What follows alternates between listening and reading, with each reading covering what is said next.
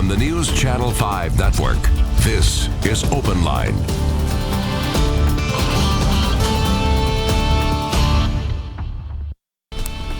Well, good evening and welcome into Open Line. Glad you are with us this evening. I'm Chuck Long, going to be here with you for the next hour.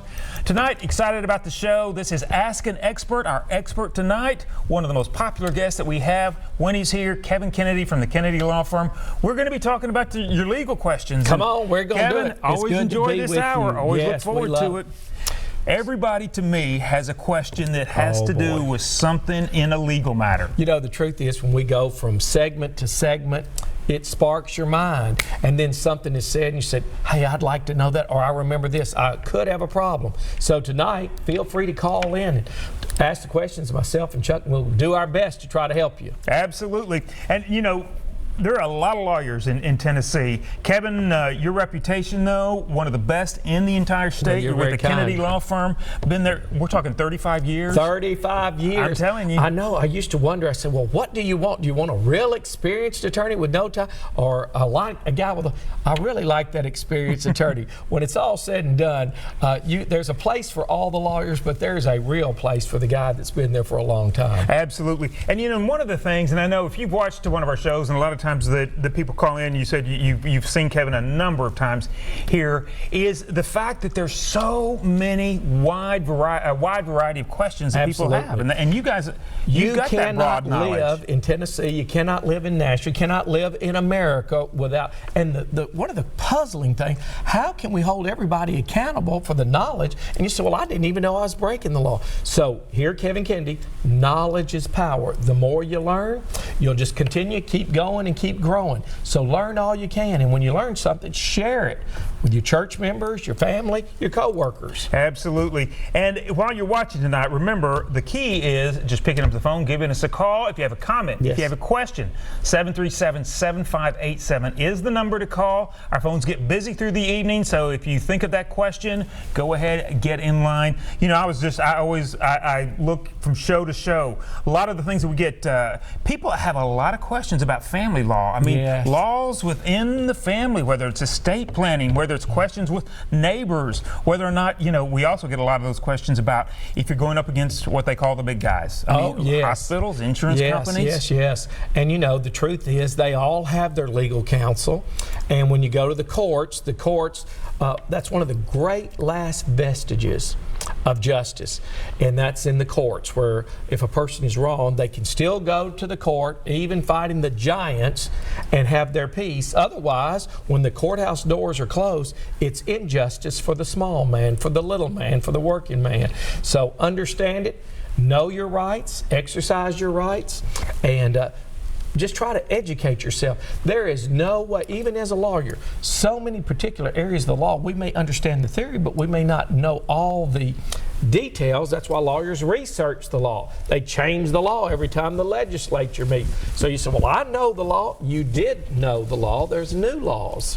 Are there particular kinds of cases that you see more of now in today's society than others? Well, really what you hear is this anger among the people. People go to Walmart and someone cuts in front of them. They're angry and it explodes. We hear it all the time about road rage. So if you get into a big crowd, there's always going to be a problem.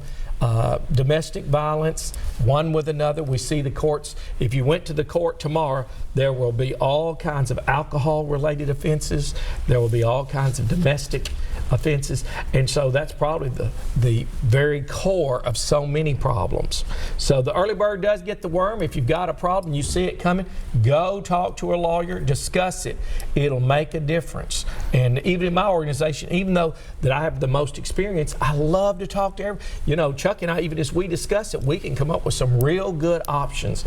Remember, options make a difference for you, and they'll make a difference for the rest of your life.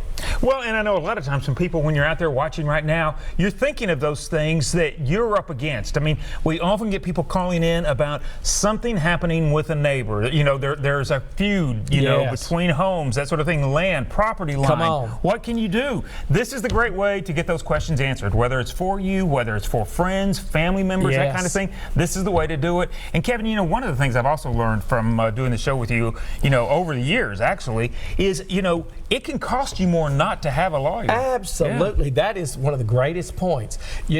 Have legal counsel. The Bible says the wise seek the counsel of others. It doesn't. Most lawyers have a free initial consultation, phone calls all the time. And so if you get a little knowledge, it goes a long way. And some people say, well, I'm going to go over there and stop it. Ho, ho, ho, wait just a minute. Cooler heads prevail.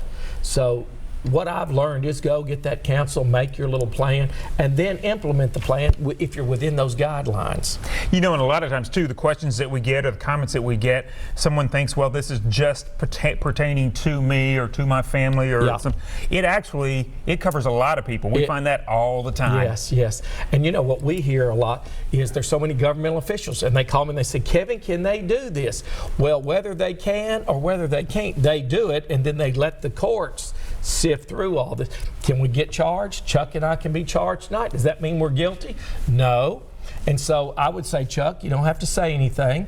And those guys have already made the decision they're going to take Chuck and I in. So we're going to cooperate, then we will have our day in court.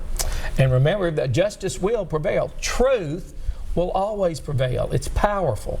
Well, and a lot of times too, just because we're not familiar with the kind of the intricacies of the law, and people think, something happens, someone comes out to question them, and they start talking. They start giving all this information up. That's when you say, one of the worst things you can do. Now, again, the police all have a activated little microphone, camera, and they can take, and they didn't tell you. Well, I didn't know that they were recording me. Well, I'm telling you, they are recording you. And all the times when you get out of the car and they take you to the front of their car, that's where the camera is. And they say, well, we'd like for you to do, you don't have to make statements against you. That's a constitutional right. And so I think it's wise to listen. That's why we have 2 ears and 1 mouth. God created that, is we listen more than we talk. Absolutely. And another thing too is I think if somebody has a situation that arises, you have often advised, and people say this is some of the best advice that I've ever received, is make sure you start taking care of it right then. Don't wait a year, don't wait 2 years. Really. Everybody that we're seeing now in car wrecks, this is unbelievable. So, okay, you have a car wreck, you try to shake it off, Chuck. You're not a baby. You don't really want to bring a loss. And so the pain is there. You can't take off work, you're too busy. So in about 4 days, you get to the doctor. The insurance company's policy now is, wait a minute, he didn't get hurt in that wreck. He got hurt sometime afterwards. And we're trying to explain away what is the truth, but they're taking advantage because you didn't move fast enough. So everything you say can be and will be, everything you do can be and will be used against you. Phone line's getting very busy, so we want to get to them. By the way, if you are just tuning in, this is Ask an Expert evening here on Open Line. It's where we're answering those questions, taking those comments that you have, anything legal. This is, of course, Kevin Kennedy from the Kennedy Law Firm. We're going to the lines right now. All right. Laura, you are on the line with us. We're glad that you've joined us. Do you have a question or a comment for Kevin? You with us, Laura? Oh yes, I'm with you. Okay. I got a question about physician abandonment. Okay. 2 days after surgery, I get a registered letter in the mail stating that the physician is want to be off my case. And matter of fact, they were a group, and they dismissed me from the whole group. They had a referral. I had a referral to a bone and joint doctor, which I had a bone spiral, and they thought I had a rotary cuff tear, but it was no tear once they got in. Okay. So 2 days afterwards, I get a letter from my primary physician dismissing me from the group. And I thought it was really strange that he would abandon me because he's the one that gave me the referral to the bone and joint. Well, excellent. And what happened to you, it happens to other people. And, that offends us. That's not a sense of fairness. And so the truth of the matter, when you put your case, your life in their hands, and they operate, then they say, well, we don't want to do anything, deal with you again, your discharge. They put you at an extreme disadvantage. And so, you know, they have medical boards that people can call and make complaints on. And so you always have to be sensitive to try to keep the care through that. You know, when I certainly wouldn't suggest that you had any kind of problem there. I would love to know what the underlying factors are for their reasoning. And so I would suspect that those medical professionals will be very tight-lipped on their decision. Yep, good to know. So Laura, thank you for calling in on that. So we're going right back to the line. So Justin is on the line with us. Justin, good evening. Do you have a question or a comment for Kevin? Oh, I have a question. Thank you for taking my call. Thank you for calling. Yes, sir. Thank you very much. Listen, how much liability insurance should I carry on my vehicles? I'll hang up and listen. Thank you. All right. Excellent. You know, the minimum requirement in Tennessee is $25,000. You know, if you get in a wreck and it's your fault and you hit a Mercedes, $25,000 will not pay for a $150,000 Mercedes. So that is a great question. How much should I carry? A lot of people have $100,000. A lot of people have $300,000. What we have to look at is how much money do we have, how many assets do we have that would be placed at risk before we had to file a bankruptcy. So that should go in, and what I would do is I would talk it over with my insurance company. I recommend to a lot of people, I don't sell insurance, but I would have uninsured motorists, absolutely, because if someone ran into you and they had no insurance and it was a bad situation, you could make a claim against your uninsured motorist. And then there's what's known as an umbrella policy, like $1 million or $2 million. They're very inexpensive, and they would probably give you a lot of peace of mind. So when in doubt, ask my professional and listen to them. All right, great information, Justin. We appreciate that call. Great question. It really was, and again, a lot of people can benefit from one call. So thanks for calling in on that. All right, right back to the lines. Taylor is on the line with us. Taylor, good evening. And do you have a question or a comment this evening? I do, and thanks to you two. You make a good team on this. Thank you so much. Kevin, I want to know on a revocable living trust. Yes. If that has to be filed at the courthouse with the regular real estate, and do you have to let your mortgage company know about that? Okay. That's my two. Excellent. You know, one of the richest men I know, I said, well, how many trusts do you have? He says, I have multiple trusts, Kevin. I said, well, what are they?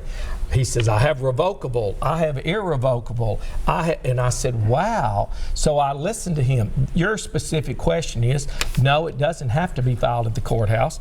And in your regards with your mortgage, it's always good to talk to you know, those mortgages are so many pages long, so many fine print. You never know when there is something in there that says you cannot transfer your property to an irrevocable trust. Now, you may have done that, but it's probably a wise thing to see a lawyer, look at it, and then notify the mortgage company. You don't want them to call your mortgage due because of a violation. Great question, Taylor. We do appreciate you watching this evening, and we're glad that you called in. Going right back to the lines right now. So Donna is on the line with us. Donna, good evening. Do you have a question or a comment? I have a question. All righty. I was wanting to know about the Second Chance drug program for nonviolent drug offenders. Yes. And I was wanting to know, do they pertain to the state or federal? Okay. Well, first off, every one of these counties deal differently if it's a state issue. If you're in the federal system, then it would be controlled by the federal courts. Really, the drug courts are something kind of new within the last 5 and 10 years. They recognize that there is a problem, and they have implemented policies with the courts and the judges. It's a great way, if you're caught in there, to try to give you a second chance. And so, because you just become a repeat offender, and if we get in the drug court and it's regimented and they drug test you, if it gets you off drugs, it's the greatest thing that there's ever been. I attend many of those recovery courts, and they always clap. I know our judges have done a wonderful job there in Clarksville with that, and it's made a big difference. For a lawyer, yes, we like to get them in those programs because we can get them out of a lot of trouble. Because if you go straight on into the jury, you know, the jury sometimes, they said, we want justice. No, you don't. You want mercy. because if you got justice, you would not be happy. And what about me if I caught myself, or Chuck? I'd say, Chuck, we want mercy. What kind of programs do you have available that would that we could rectify this and never be back again? All right, good to know. So, Donna, we appreciate that question. Yes. If you're just tuning in, you are watching Open Line, and we are talking about the law. Legal questions, do they pertain to you? Do they pertain possibly to a family member or friend? We're going back to the lines and find out. Virginia has joined us. So, Virginia, we're glad that you're watching this evening. Do you have a question or a comment? I have a question. All right. I have a, where's my cousin husband, he won't pay child support. The judge ordered him to pay a certain amount. He keeps trying to reduce it, and she ordered him again, and he keeps taking her to court, and but he just refused to pay it. Yes. So what can be done if he just won't pay it? The judge ordered and write up the orders, and he refused to pay it. Well, you know, the So truth. what do you do from there? The truth of the matter is, we have citizens. If you go to the child support court, it's packed. Some citizens will not work. Some citizens will never pay, never be responsible. So the state of Tennessee is charged with prosecuting those. And what you can do is put them in jail. Go to the district attorney's office, they prosecute them, and usually the judge is here saying, when can you pay? I will give you 10 days. We'll put it off till 2 months and see if you can catch up. If you can't, when you come back, they say many times, bring your toothbrush. You know what that means? They're going to incarcerate them. And so that's the only thing that you can do. And some people have a fear of jail, and some don't. And so they continue to go back to jail over that child support. You know, that's a great point, but a sad point that some, It's the like, truth. you don't even think about that, but that Yes. actually happens. And, you know, when you go into these courts, it's so sad. You see people, and many of them are very poor, and some don't have the health that allows them to work. So some people say, well, they're lazy. Well, you don't know their whole facts. That's why we have a judge, and that's why we have a lawyer. And if you find that circumstance, you should always get a lawyer with your loved one if they're caught up in this situation. Advance their cause. Let them be the advocate. Everyone needs an advocate to explain your side. And you know, the worst thing, everybody goes to court and then they get hammered. You know what that is? Beat down. Hello, come in. I hope you're listening. Then they come to the lawyer. Well, then what's left is an appeal. It's much easier if you come the first time. Good to know. Virginia, we appreciate your call this evening. Glad that you were watching. If you are just tuning in, like I said, we are on Open Line talking the law. So if you have one of those questions that pertains to the law, legal questions, get on the line with us, 737-7587. We're going to take a short break, take more calls when we come back.